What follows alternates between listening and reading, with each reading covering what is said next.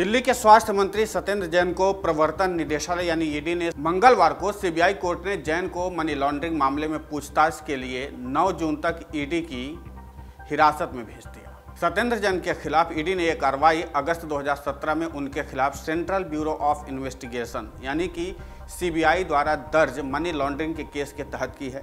पिछले महीने ईडी ने जैन परिवार और उनसे जुड़ी कंपनियों की 4.81 करोड़ रुपए की संपत्ति को कुर्क की थी। 2018 में भी इस मामले में ईडी ने सत्येंद्र जैन से पूछताछ की थी। आम आदमी पार्टी के नेता सत्येंद्र जैन को दिल्ली के सीएम अरविंद केजरीवाल का बेहद करीबी माना जाता है। ऐसे में चलिए जानते हैं कि आखिर क्या होती है मनी लॉन्ड्रिंग, जिसके आरोपों में अरेस्ट हुए सत्येंद्र जैन पर कौन से आरोप लगे हैं, साथ ही विजय माल्या से लेकर के नीरव मोदी तक मनी लॉन्ड्रिंग के चर्चित केस के बारे में भी आज जानने की कोशिश करते हैं। तो आइए सबसे पहले हम आपको बताते हैं कि मनी लॉन्ड्रिंग दरअसल होती क्या है। मनी लॉन्ड्रिंग बड़ी मात्रा में अवैध पैसे को वैध पैसा बनाने की प्रक्रिया है। सीधे शब्दों में कहें तो ब्लैक मनी को व्हाइट करने को मनी लॉन्ड्रिंग कहते हैं। ब्लैक मनी वो पैसा है जिसकी कमाई का कोई स्रोत नहीं होता, यानी उस पर कोई टैक्स नहीं दिया गया है। मनी लॉन्ड्रिंग के मामले में ऐसा लगता है कि पैसा किसी लीगल सोर्स से आया है, लेकिन वास्तव में पैसे का मूल सोर्स कोई आपराधिक या अवैध गतिविधि होती है। धोखेबाज इस प्रोसेस का इस्तेमाल अवैध रूप से पैसा इकट्ठा करने या छुपाने के लिए करते हैं। सीधे शब्दों में कहें तो मनी लॉन्ड्रिंग पैसे के सोर्स को छुपाने की प्रोसेस है, जो अक्सर अवैध गतिविधियों जैसे ड्रग्स की तस्करी, भ्रष्टाचार और गबन के साथ जुए से जुड़ता है। एक वैध स्रोत को परिवर्तित करने की प्रक्रिया को ही मनी लॉन्ड्रिंग कहते हैं। मनी लॉन्ड्रिंग के जरिए ड्रग्स डीलर से लेकर बिजनेसमैन, भ्रष्ट अधिकारी, माफिया नेता तक करोड़ों से लेकर के अरबों रुपए तक के फ्रॉड करते हैं। अब जानते हैं कि क्या है हवाला ट्रांजैक्शन। दरअसल सत्येंद्र जैन की गिरफ्तारी के मामले में ईडी ने कहा कि जैन की कंपनियों को कोलकाता की शेल कंपनी से हवाला के जरिए पैसा मिला। ऐसे में सवाल उठता है कि हवाला ट्रांजैक्शन क्या होता है।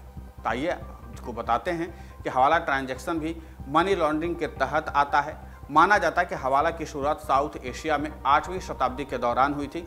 1990 के दशक में भारत में हवाला ट्रांजैक्शन खूब चर्चे में रहा था। हवाला सिस्टम दो पक्षों के बीच पैसों के लेन देन उनकी ओर से स्थानीय एजेंट बिना बैंकिंग सिस्टम को शामिल किए ही करते हैं, यानी रुपए को दुनिया में एक जगह से दूसरी जगह अवैध रूप से ट्रांसफर करने को ही हवाला कहते हैं। इसमें एक रुपए भेजने वाला और दूसरा रुपए पाने वाला होता है। उनके बीच में कम से कम 2 बिचौलिए होते हैं। इसके लिए न तो बैंकों की ज़रूरत होती है और न ही करेंसी एक्सचेंज की। हवाला में सबसे अहम जो भूमिका एजेंट या बिचौलिए की होती है, क्योंकि ये बिचौलिए किसी लेन देन का रिकॉर्ड नहीं छोड़ते हैं। यही वजह है कि हवाला के जरिए ट्रांसफ़र होने वाले रुपए कहाँ से निकाल कर कहाँ पहुँचा दिए गए, इसका पता लगाना पाना बहुत मुश्किल होता है। इसीलिए हवाला का इस्तेमाल मनी लॉन्ड्रिंग से लेकर भ्रष्टाचार और टेरर फंडिंग तक में होता है।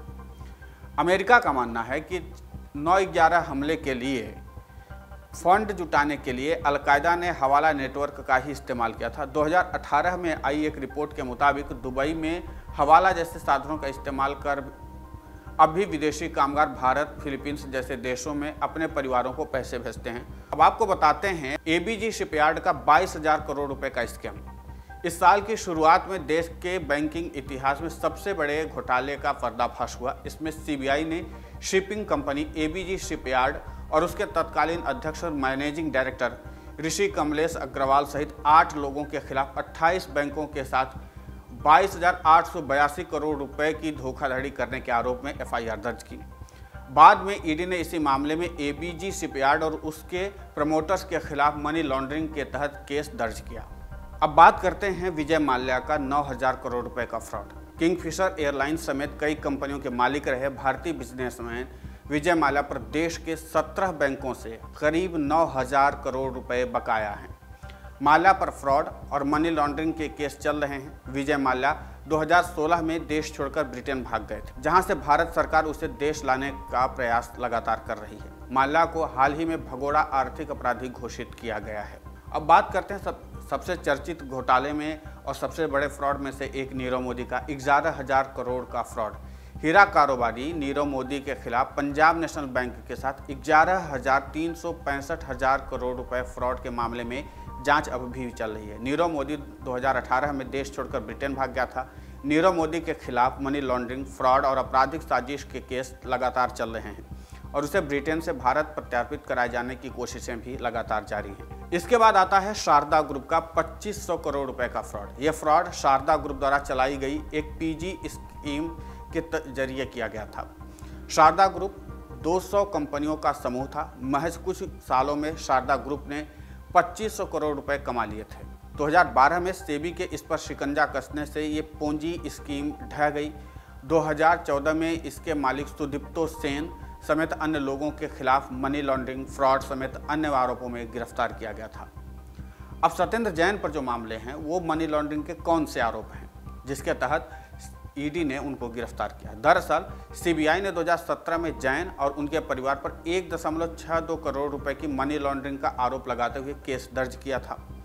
सीबीआई ने आरोप लगाया था कि सत्येंद्र जैन और उनके परिवार ने 4 छोटी शेल फर्म बनाते हुए 2011-12 में 11.78 करोड़ रुपए और 2015-16 में 4.63 करोड़ रुपए की मनी लॉन्ड्रिंग की थी।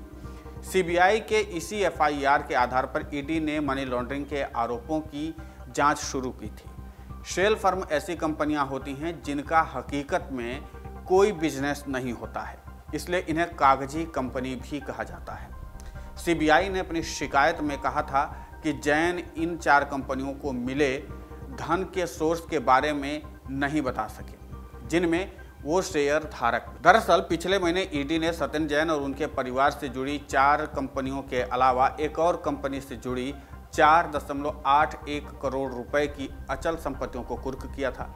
ईडी का कहना है कि 2015-16 में सत्येंद्र जैन के स्वामित्व वाली इन कंपनियों के कुछ शेल कंपनियों से 4.48 करोड़ रुपए मिले थे। ये पैसा हवाला के रूट के जरिए कोलकाता स्थित एंट्री ऑपरेटरों को ट्रांसफर किए गए। कैश के बदले इन शेल कंपनियों से मिला था।